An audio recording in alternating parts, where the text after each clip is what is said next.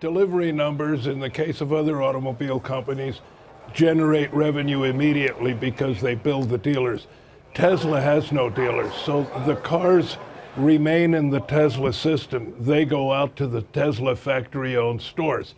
And until they are actually retail deliveries, no money changes hands. So I think in the press release, which I thought was very maturely worded for once, they spoke of deliveries or production. Well, where does the production go and deliveries to whom? Deliveries to factory stores or deliveries to the ultimate consumer? That makes a big difference, because production, as I say in the case of Tesla, is not like other automobile companies. That vehicle is not billed to someone when it leaves the production line. Now, having said that, backing up, you know, when I made my comment about headed for the graveyard and the thing is a mess, it was when the company was under SEC investigation, which effectively would have precluded Tesla from raising money. And to me, is still no question that they're going to need cash. But now, with the SEC probe behind them, a mild slap on the wrist, Elon Musk remains in control, even though he has to give up the chairmanship. I mean, when somebody is CEO and chairman, believe me, the chairmanship is an easy thing to give up, because the person who controls the operation is the CEO. So I'd say things are looking better, and who knows? With the massive production push that they put on in the last week, we all saw his letter to the employees saying, you know, get out every last possible unit, because their average production of Model 3s is 4,000 a week, and in the last week they hit over 5,000. So it was another Hail Mary, and you can't run a company consistently by a bunch of Hail Marys. However, I will say things are looking a lot better. He may not lose as much cash in the third quarter. He may even achieve a modicum of profitability. We'll see at the time of the earnings release. Now, as for the other commentator, look at the battery technology. You know, whatever that gentleman is having for breakfast, I'd like to have some of it too. Because you're talking about Ron Barron, I think.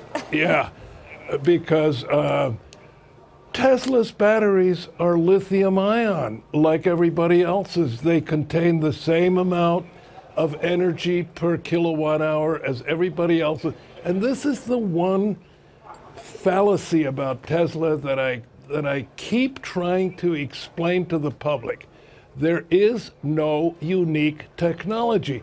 There's nothing there in the drive system and nothing in the batteries that can't be produced by any other automobile company. Well, Bob, on that front, well, two things. One is Tesla does say it's not counted as a delivery until it's in the hand of a customer and paperwork is complete. But separate from that, what do you make of what Audi has put together, or Mercedes, or some of these other EVs that we're seeing, especially out of Europe? Well, that's my point. As everybody's going to do great EVs with a 280 to 300 mile range. I mean, the Jaguar E-Pace is available now. It's a very beautiful crossover with about 250, 260 miles of range. As I recall, the price is in around $70 to $75,000. Audi's going to have them. Mercedes is going to have them. Porsche is going to be out with their four-door, sporty-looking sedan with a 300-plus mile range. Not to mention Volvo, Hyundai, General Motors, Ford. I mean, electric vehicles with a 300-mile range are going to be ubiquitous. And as I always point out, other companies are going to sell their electric vehicles at a loss, if necessary, in order to get them into the marketplace so that they meet federal and European clean air regulations. But the losses on the electric vehicles are only about, you know, maybe 2% of their sales.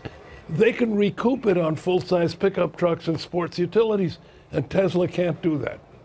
Bob, real quick, back to broader automobiles. Just give me your read on NAFTA 2.0 here, particularly the automobile rules of origin change and whether it is going to result either in more manufacturing in this country and or higher prices for consumers. I doubt the higher prices for consumers, and because the labor cost is a relatively small factor in an actual direct labor hours are less and less of a factor in the total cost of an automobile. So that's going to get lost in the rounding. But I know the reaction from my former company is, they're still analyzing it and making sure they fully understand what they're giving up and what they're gaining. But what everybody appreciates is now we have stability. We have a plan. We have an agreement. The data are out there, and now people can make decisions within that data set. One thing's for sure. The NAFTA free trade agreement, or the new agreement, is good for the United States and for the American worker. And that's what President Trump set out to do, and he achieved it.